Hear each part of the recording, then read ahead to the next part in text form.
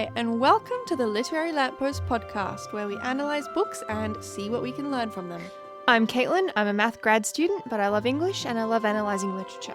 And I'm Ashley, an assistant editor for a magazine and a writer. Today is our first episode about Lord of the Rings, and you might be thinking, now hang on a second, that doesn't sound like The Handmaid's Tale. Well, dear listener, you are correct. We did promise that we'd be doing The Handmaid's Tale next. We are skipping the dystopia because we just don't like it. We did not like it.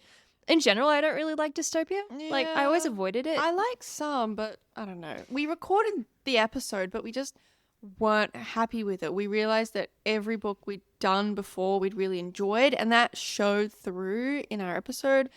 But we found The Handmaid's Tale just a bit grim, and that emotion came through.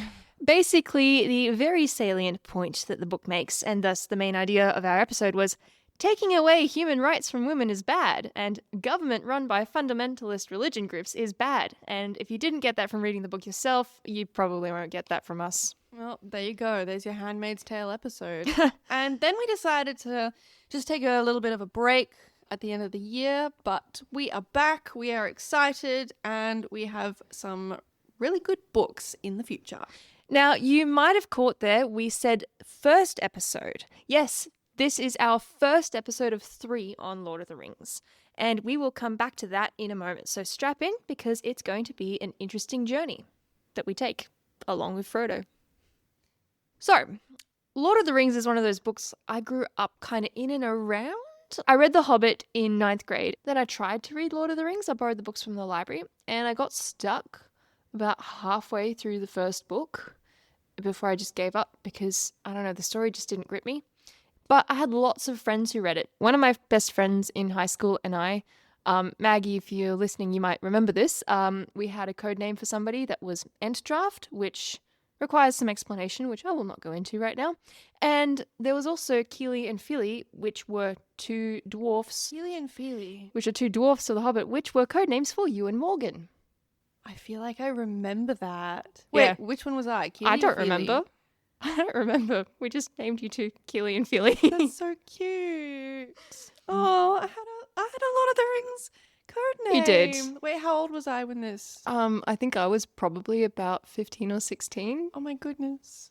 So you're like 12 or 13. That's actually so cute. So I kind of knew the story, vaguely. It was a struggle, though, to get through it. I kid you not, I can name 4 separate times I started on the book and gave up somewhere between the first and second books. I got very familiar with the first half of the first book. And then when Josh and I started dating, he made me watch the extended movies, so all 9 hours. Like, we did it in 3 separate weekends, like 3 hours per weekend. It was hard, man. But it kind of helped me get a picture of the world, which I think was one of the reasons I was struggling with it. He's not a very descriptive scenery writer. So I had a hard time kind of picturing the world. And that's why I think I was getting stuck. But once watching the movies, that really helped. And then finally, a year ago, I forced myself to finish them via audiobook. And it was narrated by Andy Serkis, who's the voice of Gollum in the movies. And so it was like... Wait, does he talk like Gollum? When he's reading Gollum, yeah. And so you get the authentic Gollum experience. It's pretty cool. Huh. Me, on the other hand, I don't know, it's one of those book series like I've always heard about, but I was more of a Narnia fan. And like I knew C.S. Lewis and Tolkien wrote together and their books are kind of like the start of the whole fantasy genre. But I just never really got into Lord of the Rings and really knew nothing about it. Other than in year 9, people would tell me that I looked like Legolas because I would pin some of my hair back and leave the rest down. And it was like long and straight and fine and my ears would stick out. And yeah. I read The Hobbit for the first time when I was like 18 or 19. And I've had Lord of the Rings on my to-be-read list for like 5 years. But only now I've gotten around to it because of the podcast. And Caitlin and Josh gave me the first one for Christmas. And I've only managed to read the first one before needing to record this. So our episodes aren't necessarily based on each like 3 books, but more of like over-encompassing themes. So over-encompassing? Is that a word? I think that's a word. I'm sorry. It's a word today. Over-encompassing. Over-encompassing themes. So it's going to be interesting. I might have a few gaps, but Yeah, I'm sure we'll I'm manage. here for the ride. I did find it really interesting though. I struggled with all of the place names and I was constantly flipping to the map in the front to try and find like what they were talking about. And I did manage to follow them. And I was also Googling the characters to see what they looked like in the films. And I really want to watch the films now when I have a free 9 hours in my life, which I don't. And what's actually cool is today, on the day of recording this, my husband Josh is in New Zealand at Hobbiton. That's crazy. Like right this second. Well, he was 3 hours ago. I don't know. I was stalking him on the map and I was like, oh, he's at Hobbiton. That's so cool. I want to go. Anyway, so just a quick story summary. It's a very detailed, involved plot, but basically, the Lord of the Rings book follows a hobbit named Frodo who is tasked by a wizard, Gandalf, with the very important task of taking a super powerful but very dangerous ring to the place of its creation, which is a volcano in the treacherous land of Mordor, to be destroyed.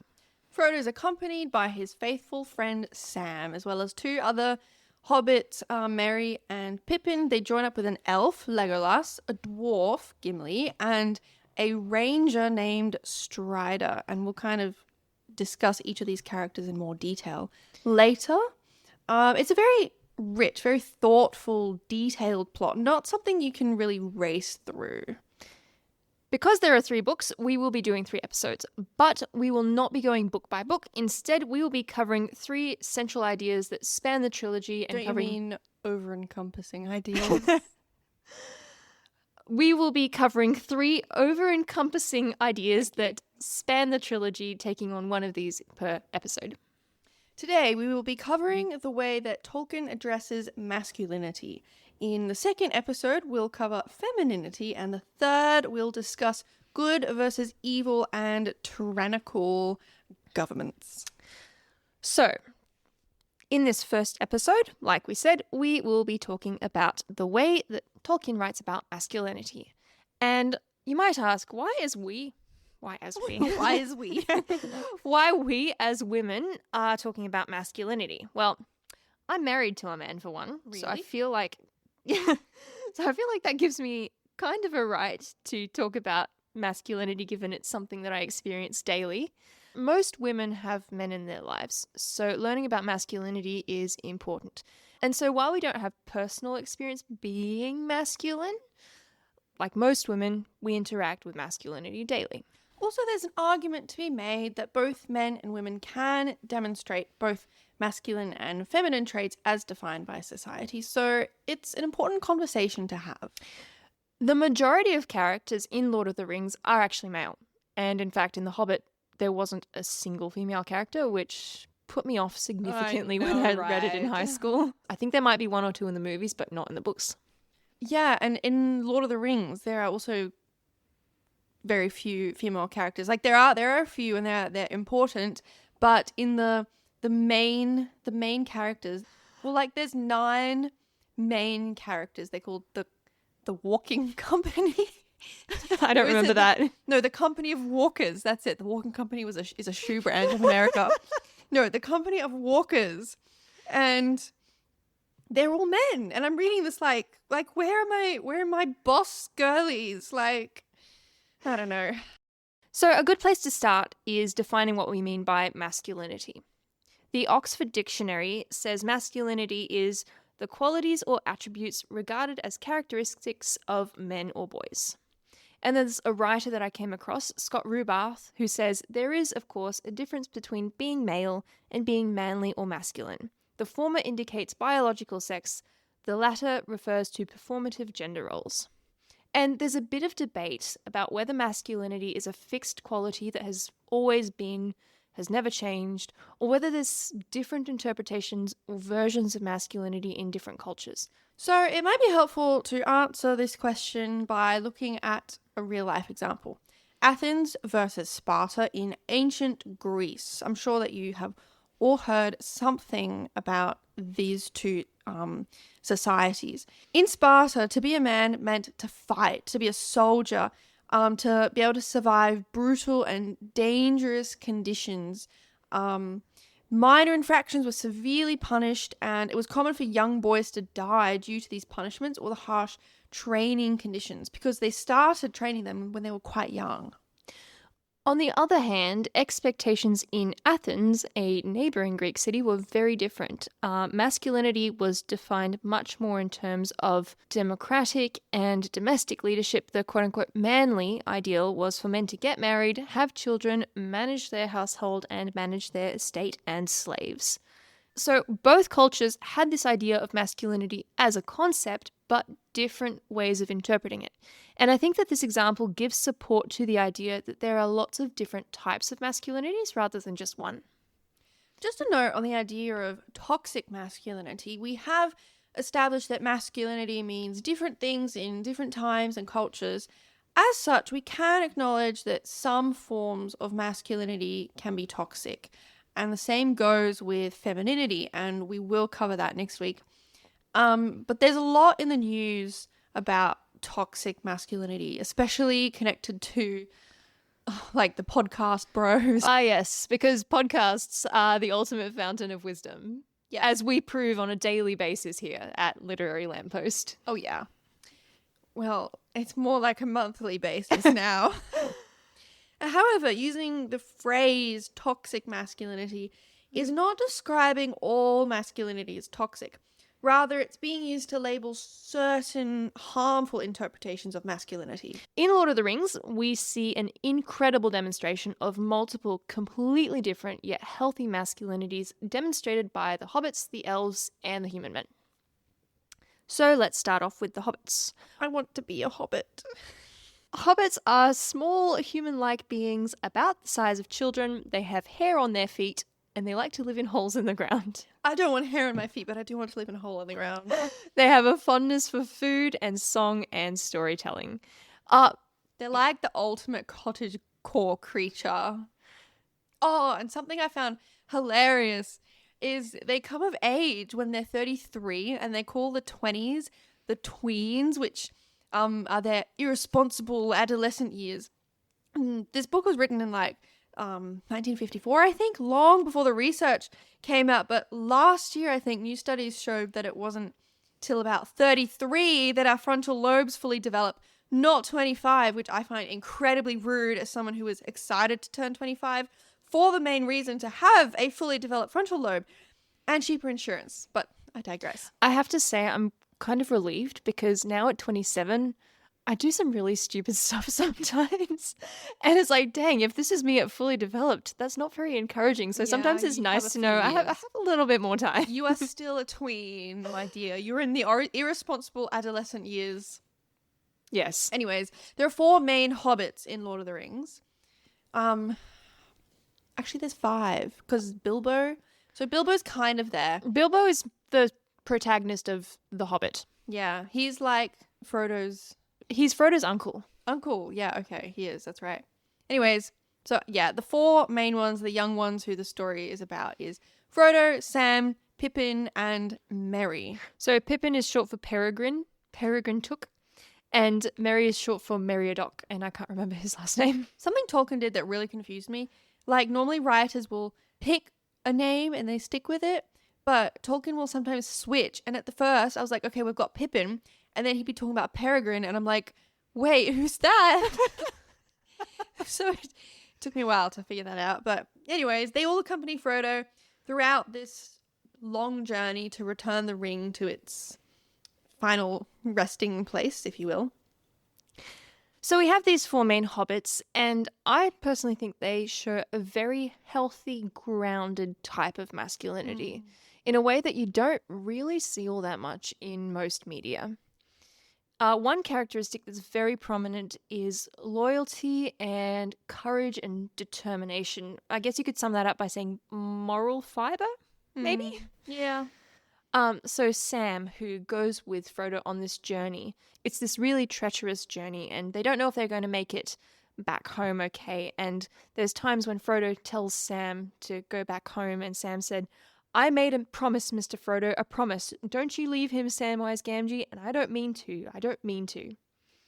And then also this moment towards the end of the book where the ring is just getting really heavy for Frodo and really, really hard for him to carry and really hard for him to keep going. And Sam says to him, "Come, Mr. Frodo, I can't carry it for you, but I can carry you and it as well." So I'm going to tear up saying this. So up you get. Come on, Mr. Frodo, dear. Sam will give you a ride. Just tell him where to go and he'll go. Oh, I love Sam. He refuses to leave Frodo despite great personal cost. And you see that in the first book too, because I haven't gotten to that bit, which Caitlin is now crying about. So Sam refuses to leave Frodo despite great personal cost and leaving the woman that he loves. But who's the woman he loves? Rosie. She's not mentioned in the first book. Oh, well, surprise. And the fear of never getting home, never actually being able to return. But he has this sense of he's made this promise and he has to keep it. And then towards the end of the journey, Sam says to Frodo, "It's like the great stories, Mr. Frodo, the ones that really mattered. Full of darkness and danger they were, and sometimes you didn't want to know the end, because how could the end be happy? How could the world go back to the way it was when so much bad had happened? But in the end, it's only a passing thing, this shadow. Even darkness must pass. A new day will come, and when the sun shines, it'll shine out the clearer. I know now folks in those stories had lots of chances of turning back, only they didn't. They kept going because they were holding on to something, that there's some good in this world, Mr. Frodo, and that it's worth fighting for." Oh. Have you heard this quote before? Yeah. This is a super famous quote, and Yeah, I feel like it really demonstrates the character of Sam. All of these examples demonstrate this character of Sam, the loyalty, the courage, the determination, the willing to sacrifice for doing the right thing that we see in Sam. And I just think that that's super valuable. Yeah, and it's really beautiful. Sam says he loves Frodo, like, despite his flaws. He cries, he expresses emotion. They call each other my dear. That's so cute. And, like, other hobbits also weep for joy, for grief, from despair. There's none of this must suppress my emotion to be a man nonsense. Like, in a way, it makes them stronger because they're able to show those emotions. It makes them real. It allows people to connect with them. It allows the reader to connect with them. It allows you to see how much they care about what's happening. And in the schools, like when I work as a teacher, the kids are always talking about being nonchalant, and half the time I don't think that they know what that word means. Yeah, I think it's going to be one of those words where the young people take it and the meaning changes. But I think the idea is unbothered, don't care. Yeah. I don't care about anything. It's just like chill and cool as a cucumber. Nothing really matters to me. And the hobbits are like the complete opposite of this. Yeah. I once had a student who wanted to leave class for something, and I wanted to send somebody with him to do something, and I chose one of the kids, and the others were like, "Oh, don't pick him, he's too nonchalant." I'm like, huh? You keep using that word. I don't think it means what you think it means. And they're like, "Oh no, miss, that's what he is, he's too nonchalant." And I'm just like, yeah, okay. A completely different meaning I now. think what they meant is that he didn't care about class, and so he wasn't going to come back. Yeah, Anyway. yeah. Hobbits are not nonchalant. They are the opposite of nonchalant. And this depth of emotion, I feel like, just makes them so much more relatable and such real characters in a way. Yeah. Like, they're not NPCs, as the kids would No. say. And it's like sharing these emotions with each other builds community between them. And you kind of get this sense that they're really in the world. They're like living rather than stoically holding back. You know what else is great about the hobbits? They like food. Food is very important for the hobbits. It's like the main priority. Who can't relate to that, honestly? I know, right? 7 a.m. is a breakfast, and 9 a.m. is second breakfast. 11 a.m. is elevenses, which I really want to instill at my workplace. And the other day I said it into the silence of my office space, and nobody responded, so I'm going to work on it. 1 p.m. they have luncheon, not lunch, luncheon. 4 p.m. afternoon tea, also a great idea. I am a big advocate of afternoon tea. 6 p.m. is dinner, and 8 p.m. is supper. There's this quote from The Hobbit that, obviously Tolkien also wrote. If more of us valued food and cheer and song above hoarded gold, it would be a merrier world. There's another quote that shows just how much hobbits prioritize food. We are plain, quiet folk and have no use for adventures. Nasty, disturbing, uncomfortable things. They make you late for dinner. That's great. There's this moment after Pippin and Merry are captured by orcs and they eventually escape. You don't think you've read that yet? You will. It's funny. So they escape, and then the first thing they do is get into the cellar and they just start eating. And then there's this rescue party that rocks up to try and rescue them, and they just find them there just eating happily and well fed, much to their dismay. That's funny. Sam also knows how to cook. We love a man who knows how to cook. Yes. And Sam especially cooks potatoes. So there's this quote in the book around the time when Sam is cooking or wanting to cook potatoes and he's talking to Gollum, whose original name is Smeagol. So I'm going to see if I can do Andy Serkis's Gollum voice. Yes. Smeagol won't grub for roots and carrots and taters. What's taters, precious, eh? What's taters? Potatoes, said Sam, the gaffer's delight. And rare good ballast for an empty belly. But you won't find any, so you needn't look. But be good, Smeagol, and fetch me some herbs, and I'll think better of you. What's more, if you turn over a new leaf and keep it turned, I'll cook you some taters one of these days, I will. Fried fish and chips served by S. Gamgee. You can't say no to that. Yes, we could. Spoiling nice fish, scorching it. Give me fish now and keep nasty chips. Oh, you're hopeless, said Sam. Go to sleep. I wish I'd recorded that. I could put it on the Instagram. That's good. So Did you funny. enjoy that? That was so good. Oh my goodness. But no. Do they reconcile with Gollum? It's complicated. And not relevant to this episode, so Okay. I will leave that for you to discover. Anyway, there's also a famous movie quote, which Josh quotes at me every time we're making potatoes. Potatoes! Boil 'em, mash 'em, stick 'em in a stew. Like, literally every time we have potatoes, Josh says that. That's excellent. I feel like I need to add that to my "What excellent boiled potatoes" quote from Pride and Prejudice.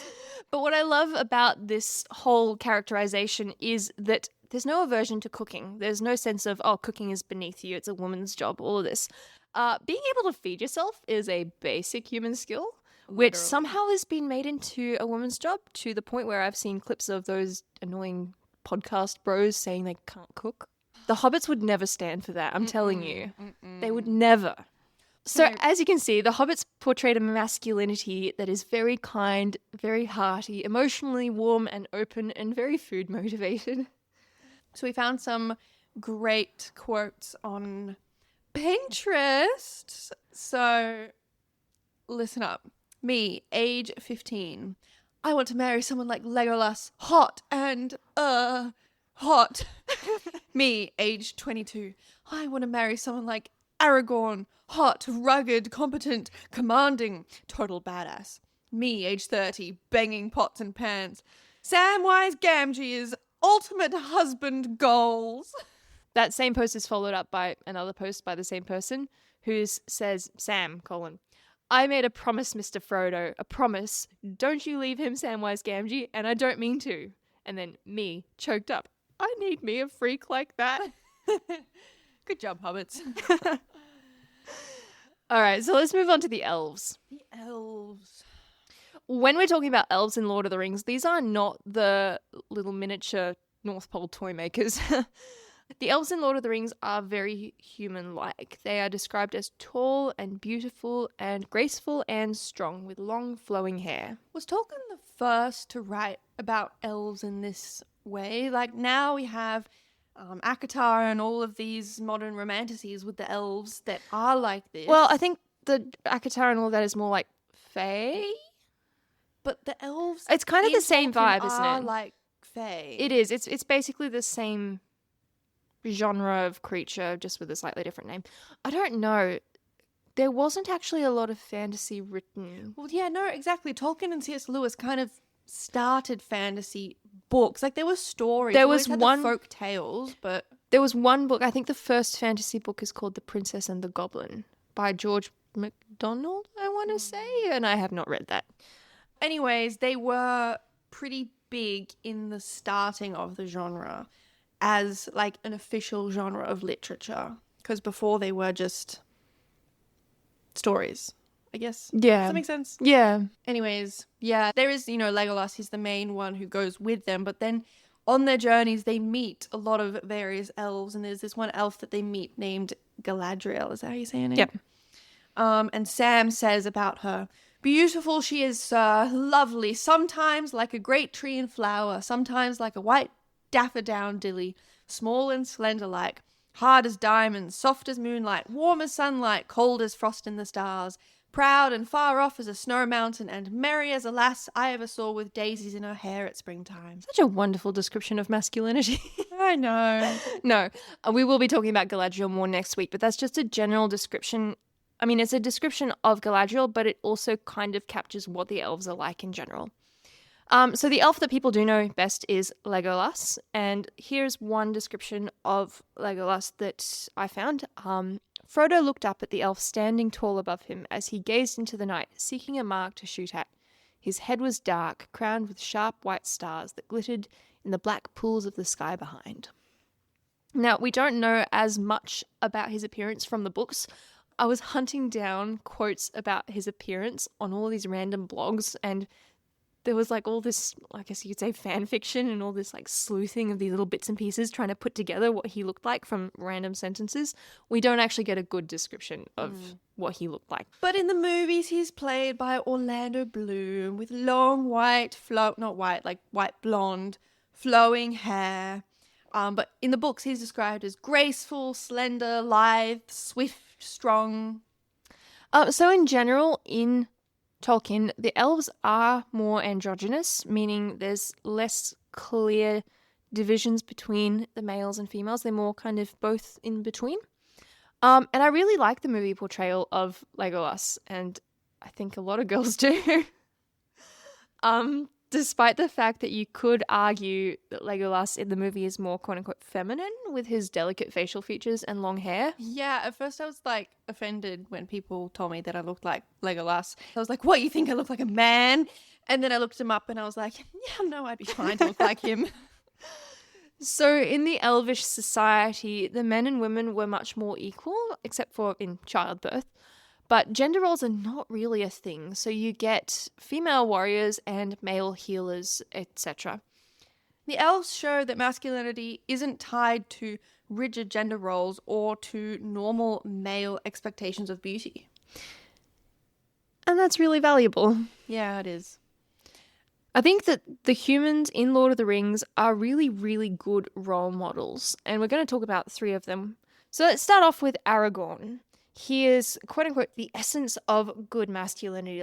Is that in the book? No, I kept seeing that quoted over and over and over. Like I was Googling like Lord of the Rings masculinity, and I just kept seeing Aragorn, paragon of masculinity and all this stuff.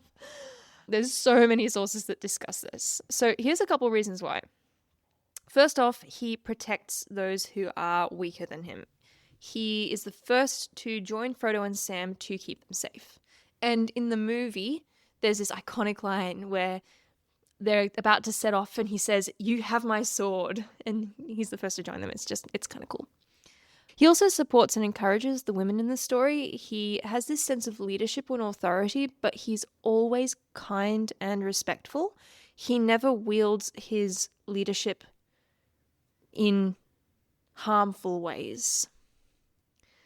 And he's also got this sense of strength and courage that I think is something that can be really looked up to. He says, "In sorrow we must go on, but not in despair. Behold, we are not bound forever to the circles of the world, and beyond them is more than memory." So yeah, he's a warrior, but he doesn't make it his whole personality that he's a fighter. Here's a Pinterest quote which sums it up pretty well. "Every so often I think of how the Lord of the Rings movies managed to cast a guy as Aragorn who is simultaneously, yes, very masculine, very action hero-y, and also someone who, as a woman, I would 100% feel safe being alone with in any situation. Not one cynical, alpha male, smirky, appeal to the jerk bros in the audience fiber in his body. Just thinking about Viggo Mortensen's Aragorn makes me feel a little calmer. Absolutely outstanding. And Viggo Mortensen is the actor who played Aragorn in the movies. So no wonder he's held up as this amazing standard of masculinity, because he really is brilliant. Yeah. Then there's Boromir. So Boromir is a human man from the kingdom of Gondor. Can I just say, when I looked up the characters, like Aragorn and Boromir from the movie, they look like the same person. They have the same hairstyle. And beard and like face. Yeah, but Boromir is the one who is known for the "one does not simply" meme. Because the whole phrase is "one does not simply walk into Mordor," and that just became this huge meme after the that was like one of the first memes I remember when I got onto the internet on Google Plus. On Google Plus, that meme was circulating like 2013. He's a complicated character. For most of his presence in like the book, he's doing the wrong thing. He's angling to get the ring because he wants to use it to benefit his kingdom, Gondor. And his character really goes through a lot of growth in the short amount of time that we have him. He realizes that he's wrong for trying to take it by force. And then he ends up sacrificing himself. He dies trying to protect the hobbits from orcs. Yeah, I haven't gotten there yet. So he does the right thing in the end. And then there's this line. Aragorn knelt beside him. Boromir opened his eyes and strove to speak. At last, slow words came. I tried to take the ring from Frodo, he said. I'm sorry. I have paid. His glance strayed to his fallen enemies. 20 at least lay there. So he's dying, and in his dying moments, he just expresses remorse. He expresses that he was wrong, and I think that that's really, really important. And what's more is, in many ways, he made up for that by making such a huge difference in... It's complicated because he doesn't actually stop them from getting captured, but he tried, and that's what's important, you know? Yeah. And like as a result, like, is he remembered? He's remembered with honor and grief rather than being remembered as a traitor. We like men who can admit their mistakes and grow from them. So yeah, I was reading a little bit about these two characters, and I think like Tolkien wrote these two men for a purpose. Like Aragorn represents the hero we all want to be, and Boromir represents the hero that we actually are. We're flawed because we're human, you know, we're affected by greed and jealousy. We want what's best for us and not for others, but he's also a hero, so like we can also be heroes despite our humanity, despite making mistakes along the way. What matters is what you do with that, like how you learn from your mistakes. And so Boromir actually has a younger brother who you have not met. Nope. His name is Faramir. And he's very different from Aragorn as well, but he's also very different from Boromir. And he's not as well publicized as a standard of masculinity. I think probably because he's actually less stereotypically masculine. Because, I mean, Aragorn is still stereotypically masculine. Despite it being healthy, it's still kind of a well-known thing that appeals to a lot of people. Faramir is really gentle and loving. He loves his brother. He's constantly trying to win his father's approval because Boromir was his father's favorite. And he's an honorable person. He had mercy on Gollum, even when Gollum was doing the wrong thing and really should have been killed for what he was doing. And he's got this moral struggle once he joins the Fellowship of the Ring. And he's clearly tempted by the ring. But unlike Boromir, he says, I would not take this thing if it lay by the highway. Not were Minas Tirith falling in ruin, and I alone could save her. So, using the weapon of the Dark Lord for her good and my glory, no, I do not wish for such triumphs. And Minas Tirith is one of the cities. And there's a bit of back and forth, like he has to say out loud a couple times, no, I'm actually not going to do this. No, I'm actually not going to chase the ring, try to get the ring. So there's clearly this struggle, but he's able to overcome it in a way that Boromir was not. He also has this really beautiful love for Eowyn, who you will meet in one of the following books. Is she an elf? She is not an elf. Oh, You're thinking of Arwen. Well, her name just sounds elf-like. Yeah, so, no, she's a human woman, and she actually has a big crush on Aragorn for much of the book, and he is engaged to an elf, so that was never going to happen. Poor Éowyn. But Faramir falls in love with her, and he says to her, "Then, Éowyn of Rohan, I say to you that you are beautiful. In the valleys of our hills there are flowers fair and bright, and maidens fairer still. But neither flower nor lady have I seen till now in Gondor so lovely and so sorrowful. It may be that only a few days are left ere darkness falls upon our world, and when it comes I hope to face it steadily. But it would ease my heart if while the sun yet shines I could see you still, for you and I have both passed under the wings of the shadow, and the same hand drew us back." Damn, this guy's a poet.